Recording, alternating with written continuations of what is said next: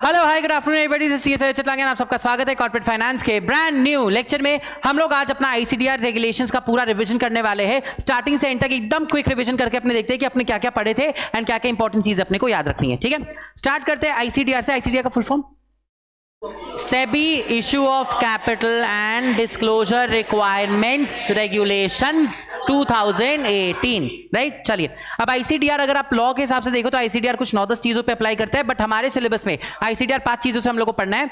IPO, FPO, right issue, preferential issue and qualified institutions placement. ठीक है, अब ये 5 क्या होते हैं ये आपको पता है, तो यहां टाइम वेस्ट नहीं करेंगे, डायरेक्टली आते हैं अपने आईपीओ में। आईपीओ की अगर बात करें तो कौन कौन सी कंपनीज आईपीओ कर सकती है, उसके लिए आपको एलिजिबिलिटी दिया गया है, फिर डिस्क्वालिफिकेशंस दिया गया एंड कुछ जनरल कंडीशंस दिए गए। ठीक है, तीनों इंपॉर्टेंट है, तो पहले अपने पढ़ लेते हैं डिस्क्वालिफिकेशंस। अगर मान लो आपका प्रमोटर ग्रुप का कोई भी इंसान सेलिंग शेयर होल्डर मतलब किस केस में आएगा, ओएफएस के केस में। अगर इन तीनों में से कोई भी इंसान या आपका company itself is debarred from accessing the securities market by SEBI. दूसरा, अगर आपका प्रमोटर या director is not debarred but वो दूसरे किसी कंपनी का प्रमोटर डायरेक्टर है which is debarred by SEBI, then आपकी कंपनी नहीं कर पाएगी। तीसरा, आपका प्रमोटर डायरेक्टर या कंपनी खुद विलफुल डिफॉल्टर है। चौथा, प्रमोटर या डायरेक्टर ये लोग फ्यूजिटिव इकोनॉमिक ऑफेंडर है। अगर ये चारों केसेस आते हैं तो आप उस केस में नहीं हो पाएंगे eligible to make an IPO. एक और कंडीशन है कि आपको अपने जितने भी कन्वर्टेबल सिक्योरिटीज है उन सबको कन्वर्ट कर देना पड़ेगा। ठीक है, ये दो लोगों में अप्लाई, हाँ, before filing of the offer document, ये दो चीजों पे अप्लाई नहीं करता है ईसॉप के केस में, और अगर मान लो प्रॉस्पेक्टस के पहले आपने कन्वर्ट कर दिया तो इन दो केसेस में अप्लाई नहीं करता है। एलिजिबिलिटी की बात करें, चलो ये 5 चीज अगर किसी पे अप्लाई नहीं करता है तो वो लोग आईपीओ कर सकते हैं। ये 5 चीज यस एकेडमी में अप्लाई नहीं करता, तो क्या यस एकेडमी को आईपीओ करने दे दोगे? नहीं करोगे, बिकॉज एडिशनल कुछ एलिजिबिलिटी क्राइटेरिया जो आपको फुलफिल करना पड़ेगा। पहला क्राइटेरिया, आपके net tangible assets should be more than 3 crores in each of the past 3 financial years. Second, net operating profits average of more than 15 crore in the past 3 years with profit in every year. And तीसरा, net worth 1 crore in each of the past 3 years. ठीक है, इसके अलावा आपको ये ध्यान रखना होगा कि अगर नेम चेंज हुआ है तो 50% ज्यादा जो भी रेवेन्यू आया है वो चेंज नेम की वजह से आया होगा। ये कंडीशंस अगर आप मीट करते हो तो आप बुक बिल्डिंग प्रोसेस से आईपीओ कर सकते हो, बट अगर आप ये कंडीशंस मीट नहीं करते हो तो आप ऑल्टरनेट बुक बिल्डिंग मेथड से आईपीओ कर सकते हो। बुक बिल्डिंग मेथड मतलब एलोकेशन क्या होगा, maximum 50% QIBs, minimum 15% HNIs and minimum 35% RIIs। अगर ऑल्टरनेट बुक बिल्डिंग की बात करें तो मिनिमम 75% आपका QIBs, maximum 15% HNIs and maximum 10% RIIs, right. चलिए, उसके बाद ये पार्टनरशिप अगर कन्वर्ट करता है तो उसके डॉक्यूमेंट्स को आपको कन्वर्ट करना पड़ेगा into accounts of company schedule 3 के हिसाब से, AS14 के हिसाब से, अकाउंटिंग स्टैंडर्ड्स के हिसाब से, वो सब लोगों ने देख लिया था। अब जनरल कंडीशन आ जाते हैं, तो आपकी कंपनी ने इन प्रिंसिपल अप्रूवल ले चुका है, डेजिग्नेटेड स्टॉक एक्सचेंज अपॉइंट कर दिया। सेकंड, डिपॉजिटरी के साथ अग्रीमेंट में एंटर कर चुके हो डीमैट फॉर्म में। थर्ड, पार्टली पेड जितने भी शेयर थे वो सारे शेयर फुल्ली पेड अप हो चुके हैं। कन्वर्टेबल सिक्योरिटीज थे वो पूरे के पूरे कन्वर्ट किए जा चुके हैं। अगर मान लो आप एक ही प्रोजेक्ट को इशू प्रोसीड्स के थ्रू एंड किसी और प्रोसीड्स के थ्रू करने वाले हो तो दूसरा वाला जो अमाउंट है उसका 75% आपने कमिटमेंट ले चुका है। General corporate purposes maximum 25%, unidentified investments maximum 25%, general corporate purposes and unidentified investments maximum 35%। तो ये चार्ट से हम लोगों ने ये तीनों चीज पढ़ा था, क्लियर हुआ सबको। अब आईपीओ का अगर हम लोगों ने पढ़ लिया था तो फटाक से अपने एफपीओ का भी देख लेते। एफपीओ में बात कर लेते हैं डिस्क्वालिफिकेशन का। तो डिस्क्वालिफिकेशन में क्या क्या आया था? पहला, अगर आपके issuer, promoter, director, selling share holder if they have debarred from the securities market, वो लोग डीबार्ड नहीं है but they are promoter director of a different company which is debarred from the securities market. तीसरा, अगर वे लोग बिल्कुल defaulter है। And चौथा, अगर वो लोग फ्यूजिटिव इकोनॉमिक ऑफेंडर है। ये 4 ही होता है, नेम चेंज का यहाँ पे अप्लाई नहीं करता। हाँ, कन्वर्टेबल वाला भी यहां पे अप्लाई नहीं होता। ठीक है, एलिजिबिलिटी की अगर बात करें तो नेम चेंज वाला एलिजिबिलिटी में आता है, वो अप्लाई करता है, बाकी 3 अप्लाई नहीं करता। क्यों नहीं करता बाकी 3 अप्लाई? क्योंकि ऑलरेडी लिस्टेड है ना, तो उतनी बड़ी कंपनी होगी तो हमें वो चेक करने की जरूरत नहीं है। अगर कंपनी ने पिछले 3 साल में कहीं पे भी, पिछले साल में अगर नेम चेंज किया है तो 50% से ज्यादा रेवेन्यू नेम चेंज के बाद आना चाहिए। इसके साथ साथ आपको ये दिखाना, इसमें ये बताया गया है कि अगर आप ये कंडीशन फुलफिल कर लेते हो नेम चेंज वाला तो आप बुक बिल्डिंग प्रोसेस के थ्रू कर पाते हो। अगर नहीं चेंज करते हो, अगर नहीं आप ये फुलफिल करते हो तो आप ऑल्टरनेट बुक बिल्डिंग के हिसाब से जाओगे।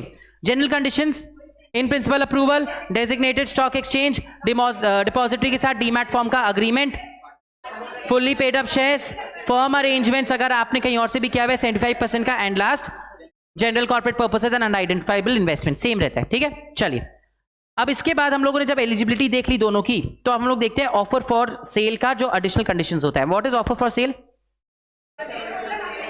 अगर आप मान लो आईपीओ एफपीओ कर रहे हो और जो शेयर्स आप पब्लिक को दे रहे हो वो आपने फ्रेश इशू नहीं किया है, आपके पुराने शेयर होल्डर्स ने ही अपने शेयर्स का एक हिस्सा निकाल के दिया। अच्छा क्या बोलते हैं इसको, हम लोग ने सीआर में इसका नाम पढ़ा है, जब आपके पुराने शेयर होल्डर्स अपना इक्विटी निकाल के दे देते पब्लिक को, व्हाट इज दैट कॉल्ड?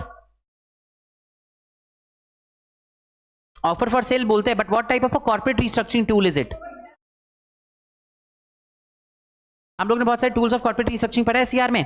अब जब एक होल्डिंग कंपनी या कोई होल्डिंग एंटिटी होती है, वो सब्सिडियरी में से अपना होल्डिंग को स्कूप आउट करके बाहर मार्केट में दे देती है पब्लिक को खेलने के लिए, that is known as disinvestment is when the government does it, and when private people do it then equity carve out. Equity carve out बोला जाता है जब होल्डिंग कंपनी सब्सिडियरी से अपना थोड़ा सा शेयर्स निकाल के पब्लिक को खेलने दे देती है। सेम चीज जब गवर्नमेंट करती है तो उसको क्या बोलते हैं? डिसइन्वेस्टमेंट बोलते हैं। चलो ऑफर फॉर सेल के एडिशनल कंडीशंस, पहला shares have to be fully paid up, दूसरा कितने साल तक एटलीस्ट आपको शेयर्स होल्ड करके रखना पड़ेगा? एटलीस्ट 1 साल तक आपको होल्ड करना पड़ेगा, ठीक है। कन्वर्जन के हिसाब से अगर आपने लिया है तो उसके कुछ कंडीशंस थे कि अगर मान लो कंडीशंस के हिसाब कन्वर्जन वाले शेयर्स है तो जो कन्वर्टेबल सिक्योरिटीज का टाइम पीरियड था, that period will be added to calculate the period of 1 year, and आपका जो भी कन्वर्जन है it should be completed before filing of the prospectus और द ऑफर डॉक्यूमेंट, ठीक है। गवर्नमेंट कंपनीज वगैरह का यहाँ पे कुछ एग्जेम्पशंस दिए गए थे, वो आप लोग खुद से देख लेना, उतना इंपॉर्टेंट नहीं है। ये बहुत इंपॉर्टेंट है, कौन कितना दे सकता है। तो अगर किसी कंपनी में आपके पास जो सेलिंग शेयर होल्डर्स है उनके पास जो होल्डिंग है, जो पूरा शेयर्स है उसका 20% से ज्यादा होल्डिंग है, तो वो अपनी होल्डिंग का 50% तक दे सकते हैं ऑफर फॉर सेल में। बट अगर मान लो आपके जो सेलिंग शेयर होल्डर्स है उनके पास कंपनी का टोटल शेयर्स में से 20% से कम है, तो वो कंपनी का टोटल शेयर्स का 10% दे सकते हैं। तो अगर 20% से ज्यादा है तो अपनी होल्डिंग का 50%, 20% से कम है तो कंपनी के शेयर्स का 10% मैक्सिमम इक्विटी में ओएफएस में दिया जा सकता है। समझ में आया सबको? यहां से डिस्कनेक्ट हो जाएगा ना, उसको ऑफ कर दे वहां से। यहां तक समझ में आया सबको? एक सेकंड, यहां कुछ तो हो रहा है कलाकारी। चलिए एलिजिबिलिटी क्राइटेरिया हम लोगों ने पढ़ लिया था, ऑल्टरनेट बुक बिल्डिंग प्रोसेस है, नॉर्मल बुक बिल्डिंग प्रोसेस का, ठीक है।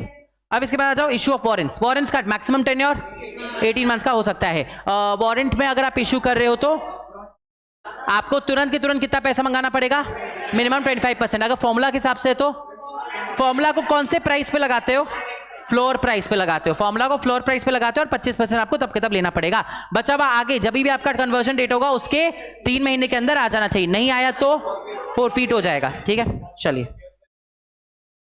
फ्लोर प्राइस, अच्छा कैप प्राइस पे लगाते हैं, फॉर्मूला कैप प्राइस पे लगता है, फ्लोर प्राइस पे नहीं, कैप प्राइस पे लगता है। ये क्लियर हो गया सबको? सेम चीज आपके एफपीओ के टाइम पे भी होता था। चलिए अभी हम लोगों ने आईपीओ एफपीओ का देख लिया, अब प्रमोटर्स कंट्रीब्यूशन पे आ जाओ। प्रमोटर कंट्रीब्यूशन जनरल रूल क्या है?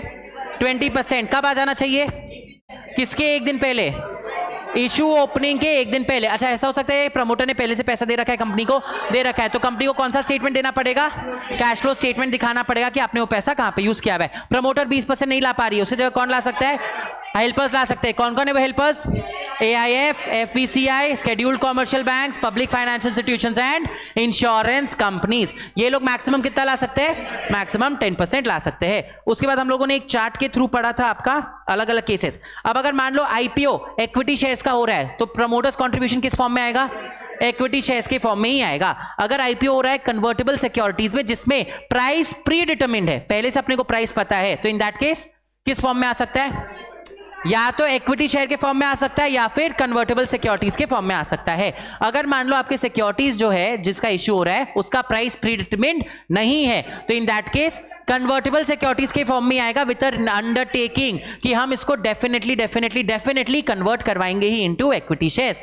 अगर मान लो कन्वर्टेबल सिक्योरिटीज है जिसका आपने पहले से प्राइस डिटरमिन करके रखा है but they are getting converted on different dates, तो in that case weighted average price लेते हो, उस हिसाब से 20% कैलकुलेट करते हो। एंड लास्ट है अगर मान लो आपका आईपीओ हो रहा है डेट का, where the shares of the company is not listed, then 20% is brought by way of project cost of equity share, इन दोनों में से किसी के हिसाब से भी आप ला सकते हो, ठीक है। ये हम लोगों ने देख लिया ना। कौन कौन सी सिक्योरिटीज है जो इनएलिजिबल हो जाती है फॉर प्रमोटर्स कंट्रीब्यूशन? अगर पिछले 3 साल में आपको ये सिक्योरिटीज मिला for consideration other than cash, ठीक है। अब इसमें अदर देन कैश में कौन कौन से आते हैं? पहला, अगर issued out of revaluation of assets और कैपिटलाइजेशन ऑफ इंटेंजिबल एसेट्स। दूसरा, bonus shares issued out of revaluation of revaluation reserve और अनरियलाइज्ड प्रॉफिट। और तीसरा, इन दोनों में से किसी के ऊपर भी बोनस इशू हुआ है तो वो भी डिस्क्वालीफाई हो जाएगा, ठीक है। नाउ पिछले 1 साल में अगर मान लो सिक्योरिटीज आपका जो इशू किया गया है वो कम कंसिडरेशन के लिए इशू किया गया है, तो उसका उपाय क्या होता है? जो डिफरेंस अमाउंट है वो डिफरेंस अमाउंट लेके आ जाओ। दूसरा, किस पे अप्लाई नहीं करेगा? मर्जर अमैलगमेशन के बेसिस में अगर आपके शेयर्स मिले तो एग्जेम्प्ट किया हुआ है, तो फिर आपका ये this is counted as promoters contribution. तीसरा, गवर्नमेंट कंपनी जो इंफ्रास्ट्रक्चर में काम करती है उस पर भी ये एग्जेम्पशन दिया गया है, ठीक है। उसके बाद तीसरा है, अगर पिछले 1 साल में आपका LLP has been converted into a company and उसके वजह से आपको कम प्राइस से मिला है, देन देयर इज नो उपाय, वो ब्लैंकेट बैन है, वो आपके प्रमोटर्स कंट्रीब्यूशन में नहीं काउंट किया जाएगा। And last is pledge securities, वो आपके इसमें काउंट नहीं किया जाता है प्रमोटर्स कंट्रीब्यूशन में। समझ में आया क्या? वो FPO में, IPO में नहीं है, ठीक है। चलिए, FPO के केस में भी what is the minimum contribution? 20% of proposed issue और post issue paid up capital of the company, दोनों में से किसी का भी 20% कर लो, काम चल जाएगा, ठीक है। अब इसमें कैसे किसको किसको एग्जेम्पशन दिया गया है? पहला, अगर कंपनी के पास कोई भी आइडेंटिफाइबल प्रमोटर है ही नहीं तो ऑब्वियस की बात है आप फिर उसको नहीं बोलोगे प्रमोटर्स कंट्रीब्यूशन के लिए। दूसरा, अगर फ्रीक्वेंटली ट्रेडेड शेयर्स है, पहला कंडीशन, कंपनी 3 साल से लिस्टेड है जिसमें उन्होंने 95% इन्वेस्टर ग्रीवेंसेस एड्रेस किए हैं एंड LODR का प्रॉपर कंप्लायंस है। कौन से कंप्लायंस से हम लोग छोड़ देते हैं? Board composition. बोर्ड कॉम्पोजिशन कब का कंप्लायंस देखते हो? पिछले क्वार्टर का, जिस क्वार्टर में इशू हो रहा है उसके पिछले क्वार्टर में अगर आपने बोर्ड से कंप्लाई कर लिया तो आपका काम हो जाएगा। समझ में आया सबको? इसमें कौन कौन से सिक्योरिटीज इनएलिजिबल होते हैं? पहला, आपका वही पिछले 3 साल में अगर सिक्योरिटीज आपने लिया है for consideration other than cash, out of revaluation reserve और कैपिटलाइजेशन ऑफ प्रॉफिट्स और out of revaluation of assets और अनरियलाइज्ड प्रॉफिट्स, या फिर इनके ऊपर कोई भी बोनस लगा हुआ है। प्लेज्ड सिक्योरिटी सेकंड कंडीशन था, बट कौन से टाइप का प्लेज चल जाता है? अगर आपने ऐसे लोन के लिए प्लेज किया है जो लोन कंपनी के ही काम आने वाला है, देन इन दैट केस ये प्लेज सिक्योरिटीज ही प्रमोटर कंट्रीब्यूशन में काम आता है। समझ आए? लॉक इन की बात करें, promoters contribution locked in for 28 बोला कोई यहां? हाँ, up to 20% locked in for 18 months, more than 20% 6 months, pre issue capital 6 months, post issue capital कोई लॉक इन नहीं है पोस्ट इशू कैपिटल के लिए। हाँ, वो कैपेक्स में आएंगे। Post issue capital locked in है क्या? एकदम भी लॉक्ड इन नहीं। खुद ही सोचो ना, टाटा टेक्नो का शेयर अगर मेरे को मिलता, हम तो नेक्स्ट डे बेच के निकल सकते थे, तो उसके ऊपर कोई लॉक इन नहीं होता, ठीक है। कैपेक्स की अगर बात करें, अगर मान लो कंपनी का कैपेक्स 50% से ज्यादा है तो in that case promoters contribution up to 20% 36 months, up more than 20% 1 year, ठीक है। चलिए, किस पे अप्लाई नहीं करता है? तो अगर आपने ESOP दिया हुआ है उस पे लॉक इन अप्लाई नहीं करता है। अगर आपने सार के लिए ट्रस्ट को दिया था कोई शेयर, उस पे लॉक इन अप्लाई नहीं करता है। एंड ये जो AFI, AIFs, FVCIs है, इन पे अप्लाई नहीं करता क्योंकि इनका overall he lock in 6 months का रहता ही है। समझ में आया सबको? फिर ये हम लोगों ने स्पेशल सिचुएशंस देखा था, ये कोई बहुत खास नहीं है। अपॉइंटमेंट ऑफ लीड मैनेजर, किसका मेन काम होता है? सबको अपॉइंट करना, बाकी इंटरमीडियरीज का। Lead manager has to be a merchant banker. Appoint करोगे तो क्या एंटर करना पड़ेगा? अग्रीमेंट। अगर मान लो 1 से ज्यादा लीड मैनेजर्स है तो क्या सबके आपको ड्यूटीज अलग अलग से बताने पड़ेंगे? क्या हम अपने रिलेटेड या एसोसिएट लीड मैनेजर्स अपॉइंट कर सकते हैं? कर सकते हैं, but their work is related only to marketing of the issue. आपने अगर अपने एसोसिएट लोगों को भी एज लीड मैनेजर अपॉइंट किया, you can do that, but their work is limited only up to marketing of the issue. बाकी पूरा issue management आपके नॉन एसोसिएट लीड मैनेजर्स ही करेंगे। समझ में आया? यहाँ पे आपका फिर बाकी वो सब चीजें ये रीड कर लेना, कोई बड़ी बात नहीं है।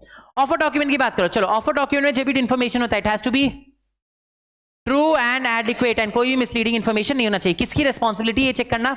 लीड मैनेजर की रिस्पॉन्सिबिलिटी ये चेक करना। आपके कंपनीज एक्ट और जो भी ICDR के स्केड्यूल्स उसमें जो दिया गया है, आपके सारे ऑफर डॉक्यूमेंट उससे कंप्लाई करने चाहिए, ठीक है। लीड मैनेजर DD करेगा, वो हम लोग को पता है। हाँ, सारा ऑब्लिगेशन लीड मैनेजर के ऊपर है। फाइनेंशियल ऑब्लिगेशन, अच्छा फाइनेंशियल इन्फॉर्मेशन का बता दो। ऑफर डॉक्यूमेंट जिस फाइनेंशियल इन्फॉर्मेशन के बेसिस में करते हैं, that has to be on the basis of जो भी, अगर मान लो आपने आज अपना ऑफर डॉक्यूमेंट बनाया, उसमें कुछ फाइनेंशियल इन्फॉर्मेशन दोगे, last audited financial sheet balance sheet के हिसाब से होता है। But if that last audited balance sheet is more then 6 months old तो क्या किया जाता है? तो आप सप्लीमेंटल बैलेंस शीट बनाते हो फॉर दोज 6 मंथ्स, राइट? तो ऑडिटेड बैलेंस शीट्स कब तक यूज किया जा सकता है? Only up to a period of 6 months, ठीक है? ऑफर डॉक्यूमेंट की बात कर लो, कितने कॉपी से फाइल करना पड़ता है सेबी के पास? 3 कॉपीज में। फी देना पड़ेगा क्या? हाँ, फी आपको देना पड़ेगा। किसके पास फाइल करते हो? कभी भी सेबी के पास डायरेक्टली कोई डॉक्यूमेंट्स नहीं जाते, डेजिग्नेटेड स्टॉक एक्सचेंज के पास जाता है। चलो, आपने एक बार उनको फाइल कर दिया, साथ में आपको कौन कौन से डॉक्यूमेंट्स देने पड़ते हैं?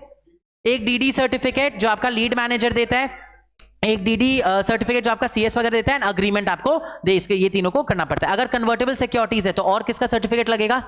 डिबेंचर ट्रस्टी का आपको लगेगा। चलो, सेबी के पास कितने दिन का टाइम है? 30 डेज। अभी 30 डेज कब से काउंट करते हो? जिस दिन आपको, जिस लास्ट दिन हमें पूरा फाइनल डॉक्यूमेंट मिल गया। तो अगर मान लो आपने डॉक्यूमेंट इशू किया, आपने डॉक्यूमेंट सेबी को दिया, सेबी ने आपसे कोई एडिशनल इन्फॉर्मेशन मांगा, तो जिस दिन आपने इन्फॉर्मेशन दिया उससे 30 डेज। सेबी ने किसी रेगुलेटरी अथॉरिटी से इन्फॉर्मेशन मांगा, तो जिस दिन उसने दिया, तो जब आपका प्रॉपर इन्फॉर्मेशन आ जाए 30 डेज तब तक काउंट किया जाता है। 30 डेज में कोई भी रिप्लाई नहीं आया तो it will be deemed approval, कि कोई भी इनके पास ऑब्जेक्शन नहीं है, ठीक है? जो भी चेंजेस बताता है SEBI, who supposed to make those changes, lead manager की रिस्पांसिबिलिटी होती है कि वो सारा चेंजेस उसमें करे। समझ में आया? चेंज करने के बाद क्या फाइनल ऑफर डॉक्यूमेंट वापस सेबी के पास देना पड़ता है? देना पड़ता है। अच्छा, जब आपने सेबी के पास ऑफर डॉक्यूमेंट जमा कर दिया, तो इस ऑफर डॉक्यूमेंट को और कहां अपलोड किया जाता है? वेबसाइट में। कहां के? सेबी, स्टॉक एक्सचेंज, इशूअर, इन सबके वेबसाइट में, और लीड मैनेजर, इन सबके वेबसाइट पे जाता है, ठीक है? वेबसाइट में क्यों दिया आपने? Public comments. पब्लिक कमेंट्स कितने दिन के लिए? 21 डेज के लिए। चलो, पब्लिक कमेंट्स के लिए आप पब्लिक को बताओगे कैसे कि वेबसाइट में अपलोड हो गया है? न्यूज़पेपर एडवर्टीजमेंट आप करते हो, 2 दिन के अंदर अंदर आपको न्यूज़पेपर एडवर्टीजमेंट कहां करना होता है? इंग्लिश, हिंदी, वर्नाक्युलर में आपको करना होता है। एक बार 21 दिन का टाइम खत्म हो गया, जो भी कमेंट्स आया, किसकी रिस्पांसिबिलिटी कोलेट करना? Lead manager. वो अगर अकॉर्डिंगली चेंजेस करना चाहता है तो करेगा, एंड देन फाइनल सब चीज उठा के किसको भेज देगा? सेबी के पास। वो फाइनल सारा चीज, सारा डॉक्यूमेंट्स की ये इन्फॉर्मेशन आया था, ये ऑब्जेक्शन आया था, मैंने ये चेंजेस किए, जो भी चेंज किया जाता है उसको हाईलाइट करके आपको भेजना पड़ता है सेबी के पास। तो ये आपका पूरा ऑफर डॉक्यूमेंट का हम लोगों ने देख लिया था, ठीक है? प्राइसिंग आ जाओ। तो प्राइसिंग जो भी आपका इशू प्राइस होता है, उसमें 2 प्राइसेस आप सिलेक्ट करते हो। अगर बुक बिल्डिंग इशू हो रहा है तो floor price and cap price. Difference कितना होना चाहिए? 105 to 120%। क्या आपका floor price, can the floor price be less than your face value? No, it can not be less than your face value. चलो, अगर आप मान लो अपना प्राइस बैंड लिख रहे हो प्रोस्पेक्टस पे, that prospectus is known as red herring prospectus. Final prospectus कब बनता है? जब बुक बिल्डिंग के बाद आप एक फाइनल प्राइस डिसाइड कर लो, तो फाइनल प्रोस्पेक्टस तभी आपका बनता है ना। अगर मान लो आपने रेड हेरिंग प्रोस्पेक्टस में अपना प्राइस बैंड नहीं बताया था, बाद में बताना चाह रहे हो, अलाउड है क्या? अलाउड है। कितने दिन तक बता सकते हो? ओपनिंग के पहले 2 दिन। अगर आप आईपीओ कर रहे हो, और अगर आप एफपीओ या राइट इश्यू कर रहे हो, तो ओपनिंग के पहले 1 दिन में आपको अपना प्राइस बैंड बताना पड़ता है। जब भी प्राइस बैंड बताओगे तो साथ में क्या बताओगे? Basis for determination of price. उसके रेशियोज आपको बताने पड़ते पब्लिक को कि आपने अपना ही प्राइस बैंड है वो किस हिसाब से डिटरमिन किया था। ओए, कहां गया? हाँ, समझ आया सबको? ठीक है, ये सारे डॉक्यूमेंट सबके वेबसाइट वगैरह में होना चाहिए। डिफरेंशियल प्राइसिंग की बात करो तो डिफरेंशियल प्राइसिंग किसके लिए अलाउड है? एम्प्लॉइज और शेयर होल्डर्स के लिए अलाउड है। एम्प्लॉइज और शेयर होल्डर्स की अगर बात करें, एक्चुअली डिफरेंशियल प्राइसिंग आप आरआईआईज एम्प्लॉइज सबके लिए कर सकते हो। मैक्सिमम डिस्काउंट कितने का दे सकते हो? मैक्सिमम डिस्काउंट 10% का दे सकते हो। अगर मान लो आप कंपोजिट इशू कर रहे हो, एफपीओ भी हो रहा है, राइट इशू भी हो रहा है, तो उस केस में एफपीओ का प्राइस अलग, राइट इशू का प्राइस अलग हो सकता है क्या? हो सकता है, कोई प्रॉब्लम नहीं है। डिफरेंशियल प्राइसिंग एंड रिजर्वेशन अलग है, कंफ्यूज मत करना दोनों के बीच में, ठीक है? चलिए, अब ये आ जाते हैं लास्ट अपना। अगर मान लो आपका पोस्ट इशू कैपिटल 1600 करोड़ तक का है, तो आपका पब्लिक शेयर होल्डिंग 25%। 1600 करोड़ से 4000 करोड़, 400 करोड़ का आपका पब्लिक शेयर होल्डिंग। 4000 करोड़ से ऊपर है 10%, और अगर मान लो 1 लाख करोड़ से ऊपर है तो 5%। अच्छा, ये जो 5%, 10% और 400 करोड़ है, क्या इसको बढ़ा के इवेंचुअली 25% करना पड़ेगा? कितना टाइम मिलता है? 400 करोड़ और 10% के लिए आपको मिलता है 3 इयर्स। 3 इयर्स से बढ़ाकर 25% करो। अगर आप 5% वाले कैटेगरी में आते हो तो आपको 5 मिलियन मिलता है टोटल, पहले का 2 साल एंड देन आगे का 3 साल। क्लियर हुआ? चलिए, ये हमारा पहला सेट खत्म हुआ था। इसके बाद आ जाते हैं हम लोग, कहां गया दूसरा सेट? चुप कर। आते हैं आप लोग एलोकेशन में। एलोकेशन आपका पढ़ा हुआ है। चलो, नॉर्मल बुक बिल्डिंग प्रोसेस में एलोकेशन बता दो जल्दी से। Maximum 50% QIBs, minimum 15% HNIs, minimum 35% RIIs। Alternate book building process में minimum 75% QIBs, maximum 15% HNIs, maximum 10% RIIs। अच्छा, एक बात बताओ, एलोकेशन में एक अंडर सब्सक्राइब है, दूसरा ओवर सब्सक्राइब है, इधर उधर किया जा सकता है? कर सकता है, बट किसमें नहीं कर सकते? ऑल्टरनेट बुक बिल्डिंग में किसका नहीं कर सकते हो? QIBs का। ऑल्टरनेट बुक बिल्डिंग में अगर QIBs का 75% नहीं आता है, सॉरी 70% नहीं आता है, तो in that case you do 75% नहीं आता है, तो in that case your issue fails, आप उसको इधर उधर नहीं कर सकते हो। चलो QIB का जो भी पोर्शन हो उसमें आप और किसी लोगों के लिए भी करते हो। म्यूचुअल फंड के लिए कितना 5%, और अगर एंकर इन्वेस्टर्स है तो 60% ऑफ QIB का कोटा। चलिए अगर फिक्स प्राइस मेथड से कर रहे हो तो 50% RIIs के लिए, बाकी लोगों में बाकी सारा बांट देना। इतना हम लोगों ने कर लिया था। HNIs वाली की बात करें तो उसको अगेन दो कैटेगरी में डिवाइड किया गया है। 2 to 10 लाख के एप्लीकेंट्स के लिए 1/3 और 10 लाख से ऊपर वालों के लिए 2/3। 2 लाख से कम वाले कहां जाते हैं? RII कैटेगरी में आ जाते हैं। Very good. चलिए रिजर्वेशन और कॉम्पिटिटिव बेसिस किसके किसके लिए कर सकते हैं? अपने employees of issuer holding subsidiary, share holders of issuer holding subsidiary. चलिए यहां पे आप जब एम्प्लॉइज की बात करो तो एम्प्लॉइज का रिजर्वेशन कब तक कितने तक हो सकता है? 5% तक हो सकता है। अच्छा एम्प्लॉइज कितने तक का एप्लीकेशन दे सकते हैं? 2 लाख तक का। बट अगर मान लो 2 लाख में भी अंडर सब्सक्राइब हुआ तो 5 लाख तक का। अच्छा उसका कॉन्सेप्ट सबको समझ में आ गया था ना? ठीक है 2 लाख 5 लाख ऐसे बोलने में वियर्ड लगता है, but you know the idea behind it, right? चलिए अब अगर मान लो हम आपका एक रिजर्व कैटेगरी में आते हैं, हम रिजर्व कैटेगरी में भी अप्लाई करें, can I apply in the normal category also? No, the general rule is you cannot apply. Only 4 people are allowed to do that. कौन? Employees of the issuer, shareholders of the issuer holding subsidiary, इनको दोनों में करना allowed है। ठीक है, share holders का reservation किससे ज्यादा नहीं हो सकता? 10% ज्यादा नहीं हो सकता ऑफ द, हाँ अच्छा ये भी था 10% इशू साइज का है और 5% पोस्ट इशू कैपिटल का। ठीक है याद रखना। चलो नेक्स्ट, अगर मान लो मैंने एम्प्लॉइज के लिए रिजर्वेशन किया था, वो अंडर सब्सक्राइब हो गया, बट शेयर होल्डर्स का ओवर सब्सक्राइब हो गया, क्या करना पड़ेगा? शेयर होल्डर्स वाला उठा के एम्प्लॉइज में उनको दे दो। दोनों ही अंडर सब्सक्राइब हो गया तो नेट ऑफर कैटेगरी वाले को इधर दे देना। दोनों ओवर सब्सक्राइब हो गया, नेट ऑफर अंडर सब्सक्राइब हो गया तो इधर से उठा के उधर देना। मतलब इस स्पिल ओवर करना अपने को अलाउड होता है। समझ में आया सबको? आसबा की बात करो, फुल फॉर्म क्या है आसबा का? Application supported by blocked amounts. इसको कौन से बैंक्स करते हैं? Self certified syndicate banks. कभी भी आसबा का क्वेश्चन आए पहले क्या लिखोगे? पहले SC SB वाला ही लिखोगे, उसके बाद आप आसबा समझाओगे। अभी हम लोग आसबा की जगह में किसको लाना चाह रहे हैं? UPI। UPI का full form unified payment interface. What are we trying to do with that? हम लोग T+3 में, T+3 में लिस्टिंग हो जाना चाहिए। T is the closing issue, closing date, उससे 3 दिन के अंदर लिस्टिंग हो जानी, दैट इज द आइडिया। ठीक है, इससे ज्यादा आपको पढ़ना नहीं है। इशू मटेरियल सब जगह होना चाहिए। अच्छा इंसेंटिव दे सकते हैं क्या? तुम अप्लाई करो इंसेंटिव देंगे? इंसेंटिव देना अलाउड नहीं होता है। सिक्योरिटीज डिपॉजिट किसको करना पड़ता है? कौन करता है? कौन देता है? इशूअर करता है। कितना परसेंट? 1% of issue size. किसके पास देगा? अच्छा अगर 4 स्टॉक एक्सचेंज में जा रहे तो किसके पास जाएगा? डेजिग्नेटेड स्टॉक एक्सचेंज के पास जाएगा। ठीक है, आईपीओ ग्रेडिंग किस केस में लगता है? आईपीओ ग्रेडिंग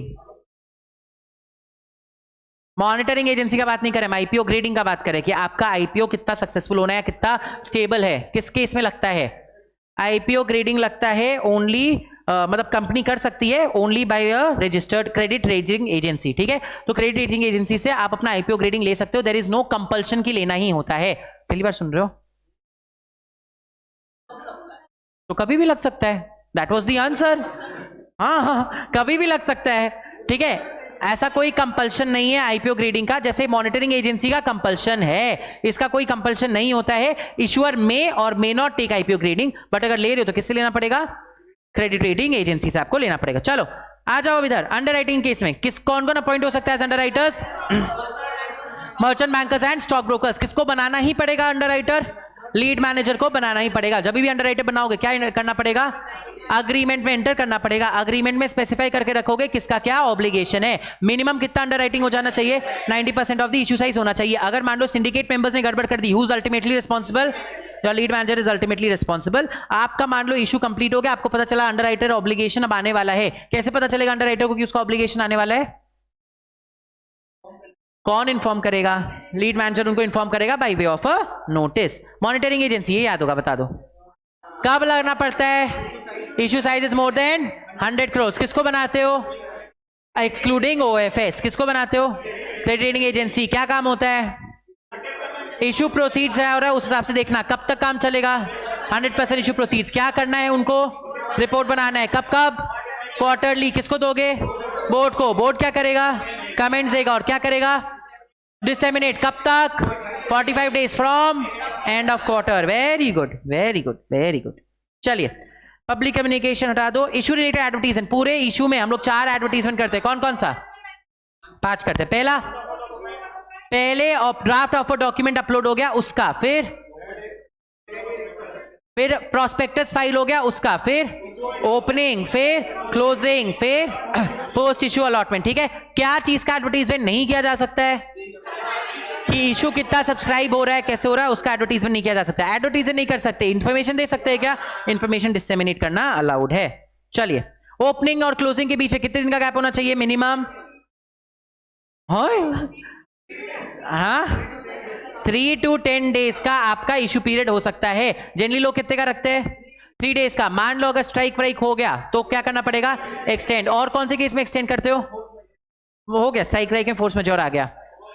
अगर प्राइस रिवीजन हुआ तो प्राइस रिवीजन अपवर्ड या डाउनवर्ड? Always downward. तो वापस 3 दिन से आपका आगे बढ़ जाता है. इशू स्टार्ट कब होना चाहिए?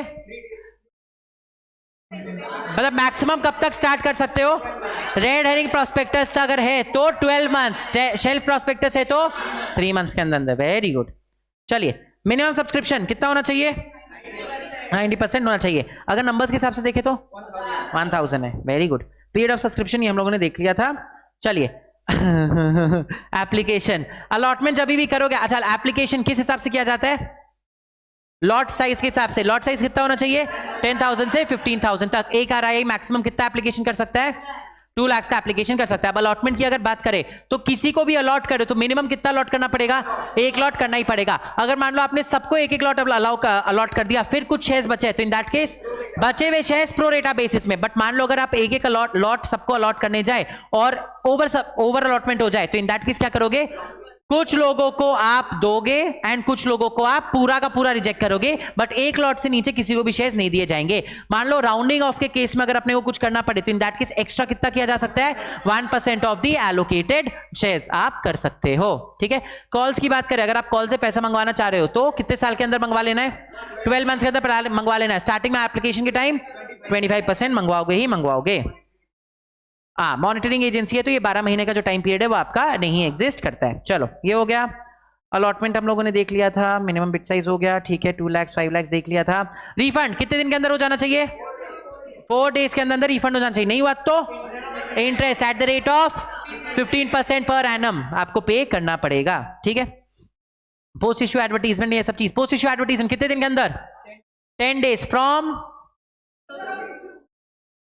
The completion of allotment. सारा एक्टिविटी कंप्लीट हो गया, ट्रेडिंग स्टार्ट हो गया, उससे 10 डेज के अंदर अंदर पोस्ट इश्यू एडवर्टीजमेंट होता है. कौन करता है? Lead manager. तो बेसिकली उसका आखिरी काम होता है वो. ठीक है. कहां कहां करेगा? English, Hindi, vernacular and websites of issuer and stock exchange. Very good. ठीक है. पोस्ट इश्यू रिस्पॉन्सिबिलिटी खुद से रीड करना है, कोई बड़ी बात नहीं है. Subscription money. अच्छा सब्सक्रिप्शन मनी कब रिलीज होता है? 4 सबका साथ में होता है. मतलब अगर पहले भी किसी का पैसा है, एंकर इन्वेस्टर का पहले पैसा आ गया तो क्या पहले पैसा उधर भिजवा देते हो? नहीं. All of that is kept in an escrow account and वहां से उठा के सारा एक बार में पैसा दिया जाता है आपके ईश्वर को. तो वो देख लेना. हाँ अगर मान लो आपका पूरे इशू पीरियड के बीच में प्रमोटर ने कोई ट्रांजैक्शन किया है तो इन दैट केस 24 आवर्स के अंदर अंदर that transaction has to be reported to SEBI. ठीक है. Post issue report, DD report, certificate पढ़ लिया हम लोगों ने. अच्छा जिस दौरान आपका इशू चल रहा है, मतलब आपका from the date of filing of draft of document to the date of listing, इसके बीच में कोई और तरीके से शेयर्स इशू किए जा सकते हैं क्या कंपनी के? नहीं कर सकते except for ESOP. Right bonus कुछ भी नहीं कर सकते हो. केवल आप एक ही चीज कर सकते हो, दैट इज ईसॉप. ईसॉप भी इशू कर सकते हो क्या? पहले से जो है उनका ऑप्शंस एक्सरसाइज हो रहा है वो कर सकते हो. ऑप्शंस एक्सरसाइज कर सकते हो. ठीक है. चलिए फास्ट ट्रैक एफपीओ की बात कर लो. तो फास्ट ट्रैक एफपीओ क्या होता है? कि ड्राफ्ट ऑफर डॉक्यूमेंट की कोई ऑब्लिगेशन नहीं होती है. डायरेक्टली ऑफर डॉक्यूमेंट फाइल करो और अपना इशू में चले जाओ. तो सबसे बड़ा जो आपका टाइम था वो कट गया. ठीक है. नाउ सबका अलाउड है क्या? आईपीओ में अलाउड है क्या? आईपीओ में कर ही नहीं सकते बिकॉज हमें कंपनी में भरोसा ही नहीं है. एफपीओ में अलाउड है बिकॉज कंपनी इज लिस्टेड. हाँ तो अब बताओ वहां पे कंडीशंस क्या क्या है? लिस्टिंग कितने साल का होना चाहिए? 3 साल का. डीमैट फॉर्म में सारे शेयर्स होने चाहिए. चलो market capitalization 1000 crore in case of public issue and right issue है तो 250 करोड़. ठीक है. ट्रेडिंग टर्नओवर 2% है. फ्रीक्वेंटली ट्रेडेड शेयर्स का होता है ट्रेडिंग टर्नओवर 10%। पिछले 6 महीने में आपका trading turnover is more than 2% of the weighted average number of equity shares. अगर मान लो लेकिन पब्लिक शेयर होल्डिंग 15% से ज्यादा है, तो आप 15% से कम है, तो in that case you will see 2% of weighted shares on a free float basis. ठीक है। डिलीवरी बेस्ड ट्रेडिंग किससे ज्यादा होना चाहिए? 10% से ज्यादा आपका डिलीवरी बेस्ड ट्रेडिंग होना चाहिए। एलओडीआर के साथ कंप्लाई करना दिखाना है पिछले 3 साल में। कौन सा चीज से 3 साल नहीं दिखाना होता है? कौन से एस्पेक्ट? Board composition. वो कब का दिखाना होता है?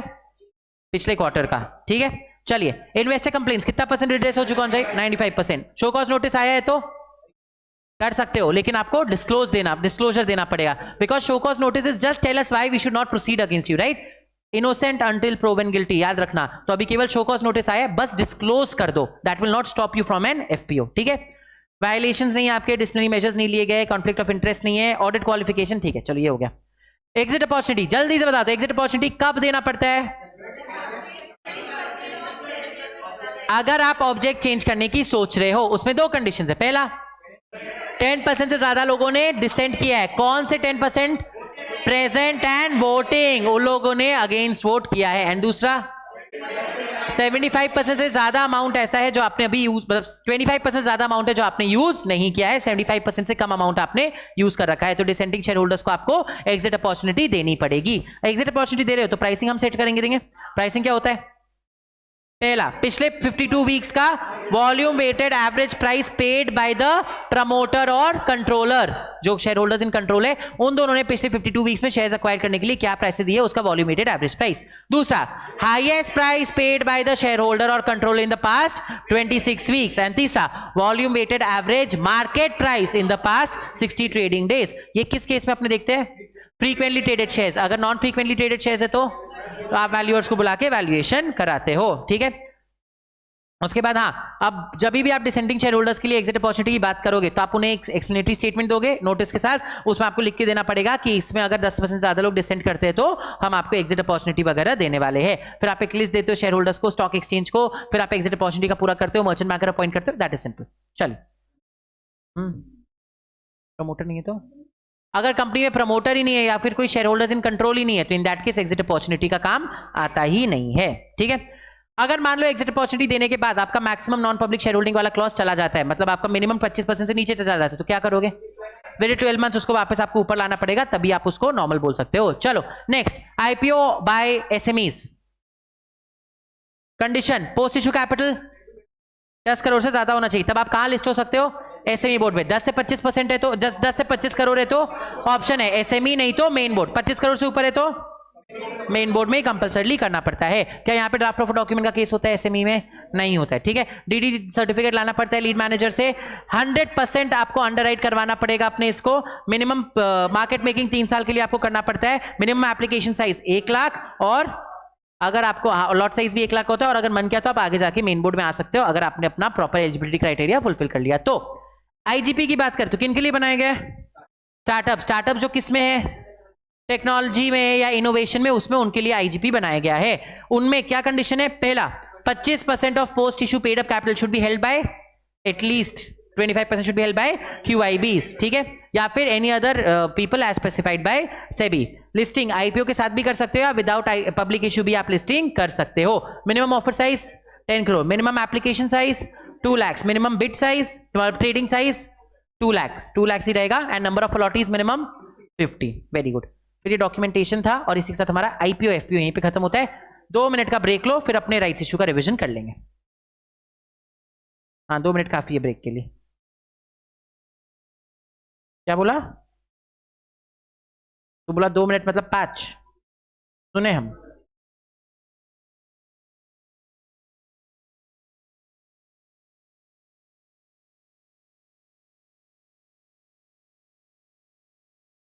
क्या बनती है?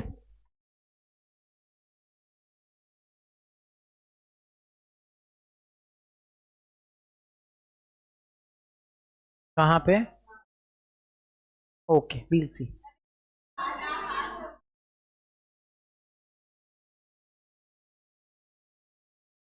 फोन चलाने का टाइम दिया तेरे को, तो फिर 2 मिनट ब्रेक में फोन नहीं चलाना है। फोन रख। हेड डाउन की साची और ईशान। अच्छा, हाँ हाँ बोल सकते हैं।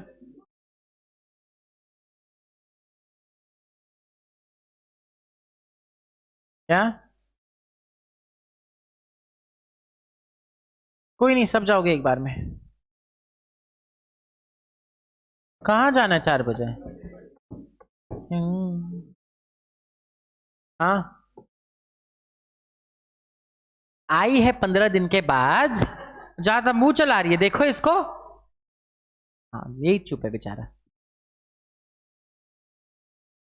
31st फर्स्ट सर मेरा 31st फर्स्ट, दैट्स इट। हम बोल रहे मेरे क्लास का छुट्टी 31st एंड फर्स्ट, बस। 25 को भी नहीं, हम तो क्लास लेंगे। हाँ तो जा मेरी क्रिसमस मना। कौन? तो बाकी 3 की छुट्टी देंगे, हम नहीं देंगे। हम अपना पूरा ट्रिप कैंसिल किए तुम लोग क्लास लेने के चक्कर में। हम 31st और फर्स्ट के अलावा छुट्टी नहीं दे रहे। नहीं, अब टिकट्स महंगे हो गए, हम टिकट्स नहीं बना सकते, अब पैसे नहीं होते। कहीं पे भी हम जा रहे थे, हम ट्रिप कैंसिल किए तुम लोग की क्लास के चक्कर में। 31st और फर्स्ट के अलावा छुट्टी नहीं है मेरे तरफ से। तो ग्रुप 1 का छुट्टी होगा तो होगा, ग्रुप 2 का छुट्टी नहीं है। हाँ बाकी लोग छुट्टी दे तो हम एक्स्ट्रा क्लास ले लेंगे, है ना? अच्छा, बाकी सब जो ऐसे वल्चर की तरह आ जाते हैं मेरा लेक्चर लेने के लिए, तब एक दिन भी कोई नहीं बोलता है कि, पता है लिटरली एक दिन भी कोई नहीं बोलता है कि नहीं नहीं सर आप लेक्चर ले लो, थोड़ा ज्यादा छुट्टी हो रहा है या जो भी रीजन है, पीछे चल रहे हैं अपने। हम बोलते हैं लोगों की आज लेक्चर नहीं ले पाएंगे, हाँ हाँ हम ले लेते हैं, हम लेंगे एक्स्ट्रा, हम क्या चलता है यार, मतलब बीमार है आदमी, उसका थोड़ा चिंता कर लो, थोड़ा शर्म कर लो, हम लेंगे हम। हाँ नहीं तो, और फिर खुद, और उसके बाद जब आपस में छुट्टी लेते तो भी हम करके अपनी लेक्चर्स ले जाते हैं। हम एक दिन लोग को बोले, आप लोग को ऐसा लगता है कि ग्रुप 2 का जब छुट्टी होता है तो आप लोग मुंह उठा के लेक्चर्स ले लेते हो, तो आप लोग की जब छुट्टी होती है तो मेरे को मौका मिलना चाहिए। तो सब शांत बैठ के, नहीं नहीं हमारे लेक्चर सिलेबस बहुत पीछे चल रहा है, बहुत आगे चल रहा है। अरे देखा, मतलब ये तो रहे कि मेरे को लेक्चर्स नहीं मिलेगा एक्स्ट्रा, तो बोले भाड़ में जाओ, संडेज हम लेंगे, फिर आप लोग खेलते रहो दिन भर में, संडेज हम लेंगे पूरा। That's not my problem. Being student is difficult, being student is not easy, being student is difficult, simple सी बात है। हाँ एक तो तुम लोग को महाबलेश्वर लेके जा रहे हैं हम कल, क्यों किस खुशी में? अभी जाके आई ना? हाँ नहीं तो, अच्छा हाँ बैठ रहे चुपचाप, घर जाना है न्यू ईयर्स पे। तेरे को क्यों जाना है? तेरे को तो कोई पसंद भी नहीं करता घर पे, तुमको क्यों जाना है? क्या तेरे को यहाँ पे भी पसंद नहीं करता, इज अ डिफरेंट मैटर। अच्छा हाँ, हम 31st दिसंबर एंड 1st जनवरी के अलावा छुट्टी नहीं दे रहे हैं।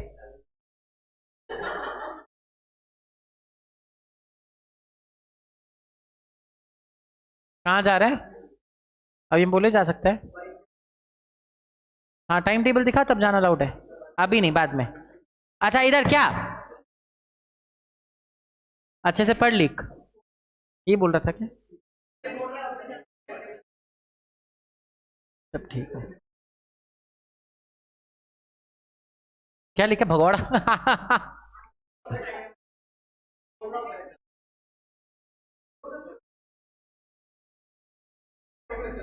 जोड़ी में नहीं फेंकेंगे, तुम लोग रख लोगे। चलो चले आगे।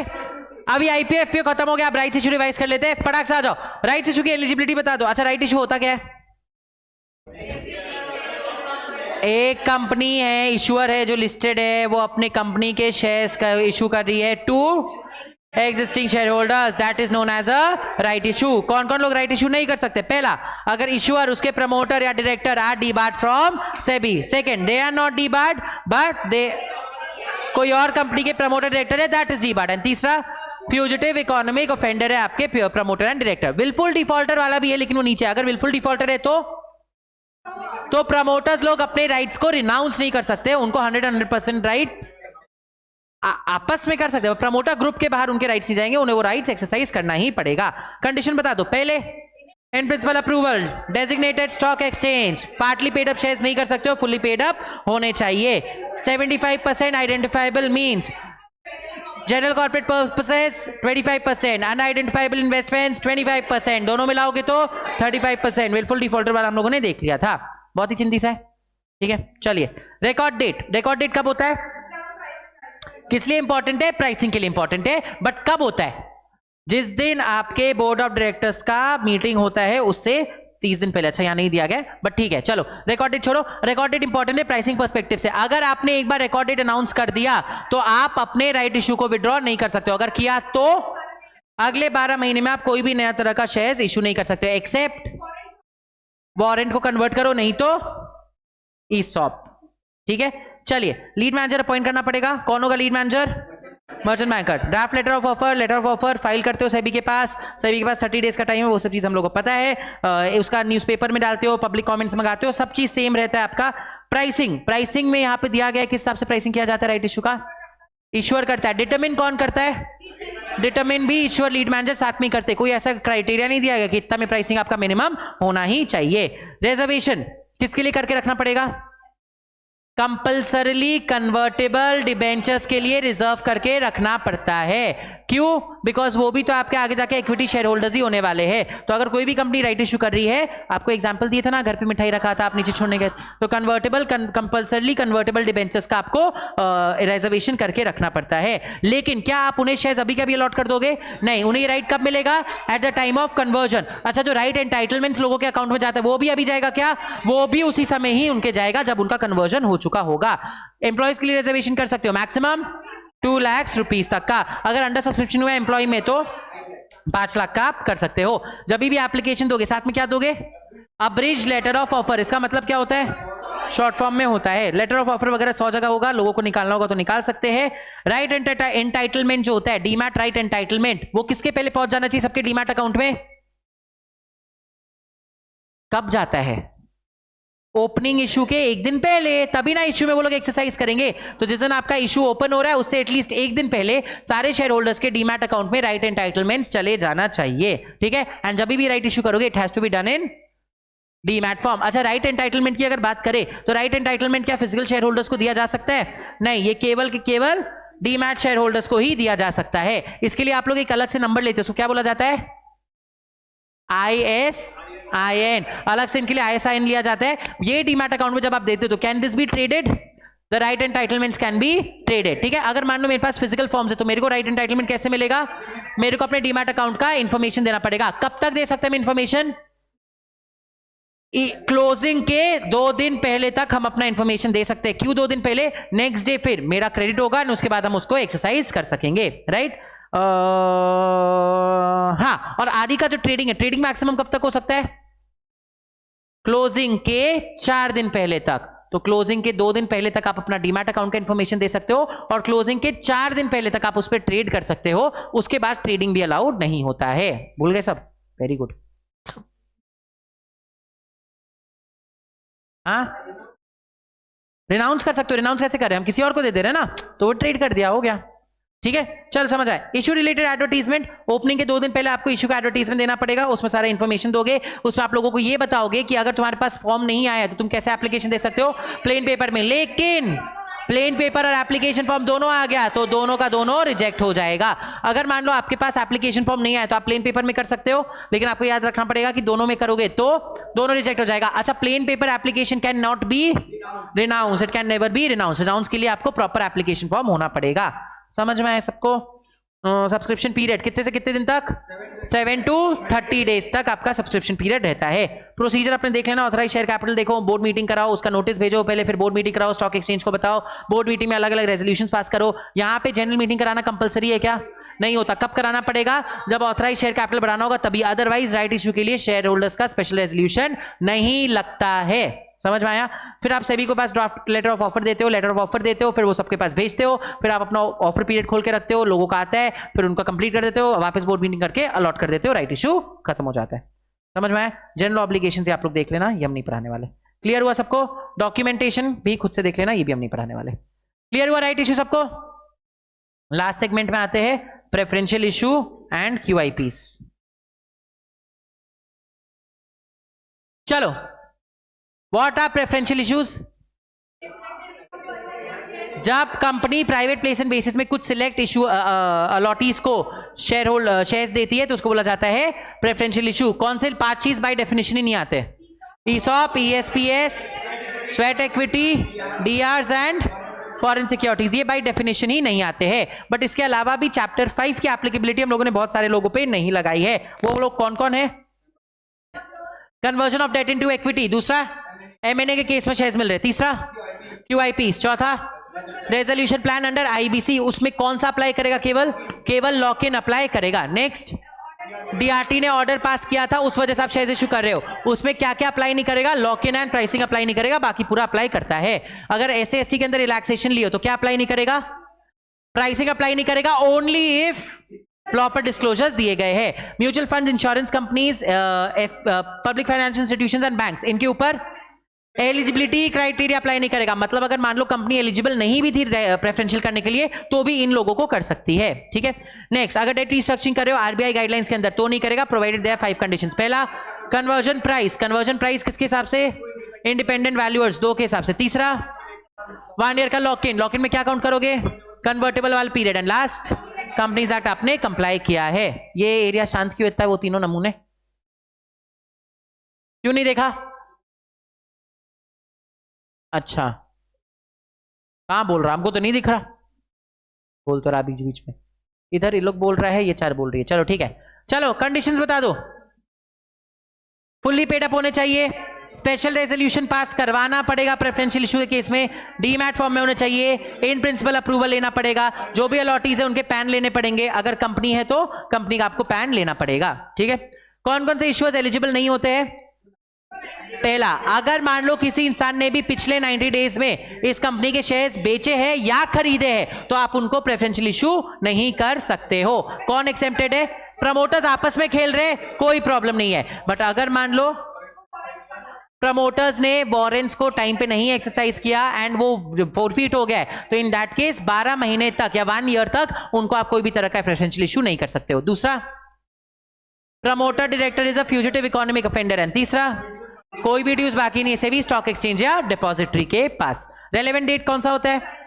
प्राइसिंग के लिए होता है शेयर होल्डर्स का रेजोल्यूशन के 30 दिन पहले, और अगर कन्वर्जन ऑफ सिक्योरिटी हो रहा है तो कन्वर्जन के 30 दिन पहले या शेयर होल्डर्स के रेजोल्यूशन के 30 दिन पहले, ठीक है।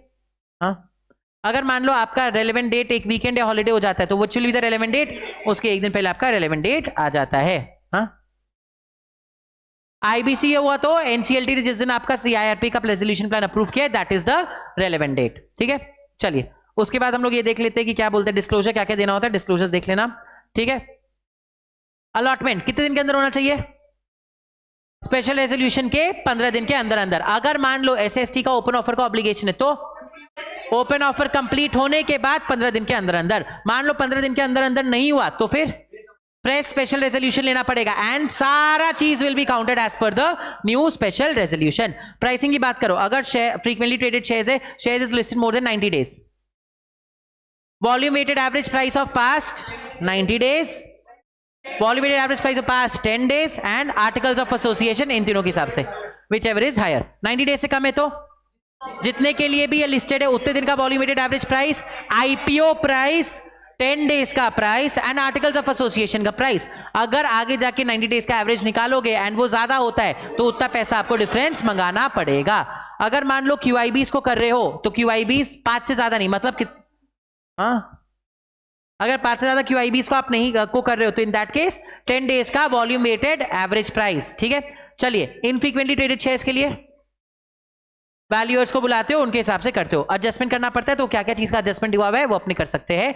अगर मान लो कंपनीज का स्ट्रेस्ड एसेट्स है तो in that case frequently traded shares थे उनका 10 डेज पिछले पास 10 डेज का volume weighted average price and उसमें कुछ कंडीशंस है। पहला कि आपको सारे डिफॉल्ट्स डिस्क्लोज करने पड़ेंगे, दूसरा एक इंटरक्रेडिटर अग्रीमेंट आरबीआई के गाइडलाइंस के हिसाब से आ चुका है एंड तीसरा आपका डाउनग्रेड कर दिया है credit rating as per D, ठीक है। चलिए उसके बाद नीचे कुछ कंडीशंस दिए गए हैं, प्रेफरेंशियल इशू कब कब कर सकते हो नहीं वो देख लेना आप लोग, ठीक है। अगर मान लो अच्छा वो तो कोविड के टाइम का है ना, नेक्स्ट वाला ऑप्शनल प्राइसिंग कोविड के टाइम का है, नॉर्मल प्राइसिंग या ऑप्शनल प्राइसिंग कर सकते हो, वो आप अपने लिए रेलेवेंट नहीं है। लॉक इन की बात करो, promoter group 18 months up to 20%, उससे ज्यादा 6%, other than promoter group 6 months. अच्छा, preferential issue holding of allottees 90 days, of non-allottees no lock-in, मेरे पास रिलायंस के शेयर्स है, रिलायंस आज तेरे को प्रेफरेंशियल कर रहा है तो मेरे लॉक इन थोड़े हो जाएंगे, नहीं होंगे ना। तो चलो वापस से प्रमोटर्स का अप टू 20% 18 मंथ्स, उससे ज्यादा 6 मंथ्स। प्री इश्यू होल्डिंग सबका 90 डेज तक, ठीक है। Other than promoters post issue holding 6 months. और अगर मान लो कोई ऐसा जो पहले होल्ड कर रहे थे ना, आपने उनको प्रेफरेंशियल इशू नहीं किया है, तो पहले वाले shares will not be locked in. Consideration आपको अलॉटमेंट के टाइम पे देना पड़ता है, वो अगर आईबीसी के हिसाब से हो रहा है तो प्लान के हिसाब से दोगे, वगैरह वगैरह, ये सब चीज ठीक है। अगर मान लो हम कोई जो शेयर है, कोई सिक्योरिटी है, वो जॉइंट होल्डर्स को अलॉट किया, तो किसके अकाउंट से पैसा आना चाहिए? जिसका नाम सबसे ऊपर में लिखा हुआ है। फिर डॉक्यूमेंटेशन है, डॉक्यूमेंटेशन आप लोग खुद से पढ़ लेना। लास्ट आता है QIP. QIP is also a preferential issue, intention याद है दोनों का, ठीक है। QIP is made with the intention of bringing up the minimum public share holding, वहां पे नॉर्मल वाला, ठीक है। चलो QIPs में कौन से 13 लोग आते हैं QIB में? Mutual fund, venture capital, FPCI, FPI, foreign public financial institution, schedule commercial banks, हाँ, सिडको, अदरक, लसन सब आ जाते हैं, ठीक है। चलो वेरी गुड। हाँ इधर आओ, जनरल कंडीशंस पे आओ। चलो general condition, special resolution pass करना पड़ेगा। स्पेशल रेजोल्यूशन के कितने दिन के अंदर अलॉटमेंट हो जाना चाहिए? 365 डेज के अंदर हो जाना चाहिए। कितने दिन तक आपको शेयर्स इशूड लिस्टेड रखने होंगे? एटलीस्ट 1 साल तक आपको सेम शेयर्स लिस्टेड होने चाहिए। Promoters director should not be a fugitive economic offender. Her 2 QIPs के बीच में 2 वीक्स का गैप होना ही चाहिए। Very good. हाँ बस हो ही गया, QIP तो ऑलमोस्ट खत्म ही होने वाला है। नाउ कौन कौन से लोगों को आप, मतलब और क्या कंडीशंस आपके ऑफर फॉर सेल का? अगर मान लो आप QIP में ऑफर फॉर सेल करना चाह रहे हो, तो इन दैट केस जो भी इंसान सेल कर रहा है, पिछले 12 वीक्स कोई सेल नहीं होगा, आगे 12 वीक्स कोई सेल नहीं होने वाला। आगे 12 वीक्स में सेल हो सकता है अगर आप स्टॉक एक्सचेंज मैकेनिज्म या फिर ओपन मार्केट के थ्रू कर रहे हो, बट उसमें भी हर 2 ट्रेडिंग के बीच में 2 हफ्ते का गैप होना चाहिए। प्लेसमेंट डॉक्यूमेंट वेरी सिंधी, वो देख लेना। जब भी ये सब प्लेसमेंट डॉक्यूमेंट आप वेबसाइट में डालोगे, you have to give a disclaimer that this placement document is with respect to a QIP which is a private placement and this is not open for public. Same preferential allotment के case में भी होता है, ठीक है। Pricing के case में अगर बात करो तो pricing should be not less than average of high and lows of the past 2 weeks, ठीक है। डिस्काउंट दे सकते हो क्या? डिस्काउंट के लिए क्या करना पड़ेगा? शेयर होल्डर्स का अप्रूवल। मैक्सिमम डिस्काउंट 5%, ठीक है। हाँ अगर आप मान लो पब्लिक शेयर होल्डिंग को ऊपर बढ़ा रहे तो उसके लिए आपको स्पेशल रेजोल्यूशन नहीं लगता है, प्रॉपर एडजस्टमेंट्स आप दे सकते हो। अदर पॉइंट्स ये चेक देख लेना खुद से, ठीक है। एप्लीकेशन अलॉटमेंट, मिनिमम कितना आपको अलॉट करना है म्यूचुअल फंड्स को? 10%, बट अगर मान लो नहीं ले रहे तो चलेगा क्या? चलेगा, किसी और को भी अलॉट कर सकते हो, कोई बड़ी बात नहीं है। फिर आ गया था डॉक्यूमेंटेशन, ठीक है। इसके साथ हमारा वो 5 जो था वो कंप्लीट हो गया था। अब लास्ट 2 एक ही टॉपिक है शायद, social stock exchange. Social stock exchange की बात कर लेते हो। सोशल स्टॉक एक्सचेंज में अपने कौन कौन लोग लिस्ट होते हैं? Social enterprises. सोशल एंटरप्राइजेस कौन होते हैं? Charitable trust under trust act, charitable trust under public trust of a state, societies under society registration act, section 8 companies and other entities registered by SEBI। चलो कौन कौन से लोग को हम बोलेंगे सोशल एंटरप्राइज है? पहला, अगर खाने का बात कर रहे तो सबसे बेसिक रिक्वायरमेंट खाना, तो पॉवर्टी, हंगर, इनइक्वालिटी, मैलन्यूट्रिशन, खाना पीना ठीक हो गया। उसके बाद हेल्थ पे आ जाओ, तो हेल्थ केयर जैसे मेंटल हेल्थ केयर वगैरह वगैरह सब होता है। हेल्थ केयर ठीक हो गया तो एजुकेशन, एम्प्लॉयमेंट, एम्प्लॉयबिलिटी, ठीक है। उसके बाद इक्वालिटी पे आ जाओ, gender equality, women empowerment, LGBTQI empowerment वगैरह वगैरह। उसके बाद एनवायरमेंटल सस्टेनेबिलिटी, क्लाइमेट चेंज, इनसे रिलेटेड। एंड लास्ट है आर्ट कल्चर, ये सब चीज, ठीक है। अगर मान लो नॉट फॉर प्रॉफिट ऑर्गेनाइजेशन है तो 0 कूपन बॉन्ड्स इशू कर सकता है। अरे बता रहे हम कर सकता है, पूछ थोड़ी रहे, ठीक है। डोनेशंस ले सकता है म्यूचुअल फंड से या कोई और मींस। अगर फॉर प्रॉफिट है तो इक्विटी शेयर्स इशू कर सकता है, AIFs वगैरह को इशू कर सकता है, और एनी अदर मींस। कौन कौन लोग इनएलिजिबल होंगे रेज करने के लिए फंड्स? जो खुद डीबार्ड है, जो दूसरे कंपनी के प्रमोटर डायरेक्टर है वो कंपनी डीबार्ड है, wilful defaulter and fugitive economic offender है। इसमें एक एक्स्ट्रा था, मिनिस्ट्री ऑफ होम अफेयर्स या किसी और मिनिस्ट्री ने अगर आपको डीबार किया है। And with this we come to an end of our ICDR chapter का रिवीजन। क्लियर हुआ सबको? पक्का? ठीक है, क्या लग रहा है हो जाएगा? मैनेजेबल है, डुएबल है, पक्का? कोई ऐसा पॉइंट जो उसमें डाउट है जो अपने क्लियर करना, जैसे तेरे को प्रमोटर वाले में डाउट था, OFS वाले में, वो क्लियर हो गया अब? पक्का ना? हाँ हो गया ना, लेकिन क्लियर, ठीक है। और कोई डाउट? जिन लोगों ने नहीं देखा है देख के पूछ लेना, कोई डाउट होगा तो। जिन लोगों ने देख लिया है कोई डाउट? नो पक्का? आईसीडीआर को यहीं पे टाटा बाय बाय बोले एक बार के लिए. Thank you so much. चलिए, तो इसी के साथ हमारा आईसीडीआर का रिवीजन चैप्टर एंड आपका ये पूरा चैप्टर नंबर 8 यहीं पे होता है खत्म. अगले लेक्चर में we are gonna start with our new chapter that is IFSC. Absolutely new concept for all of us. तो ये जो अभी 2 दिन का ट्रिप होगा उसके बाद we are gonna start with it on Tuesday, Wednesday, Thursday, Friday. We are gonna start with it on Friday. चलेगा? चलिए, ऑन दिस नोट फिर आज के लेक्चर को यहीं पे करते खत्म. आप सबसे मिलेंगे हम फ्राइडे को सेम टाइम सेम प्लेस. तब तक के लिए हंसते रहिए, खुश रहिए. धन्यवाद. पढ़ के तो आए हो.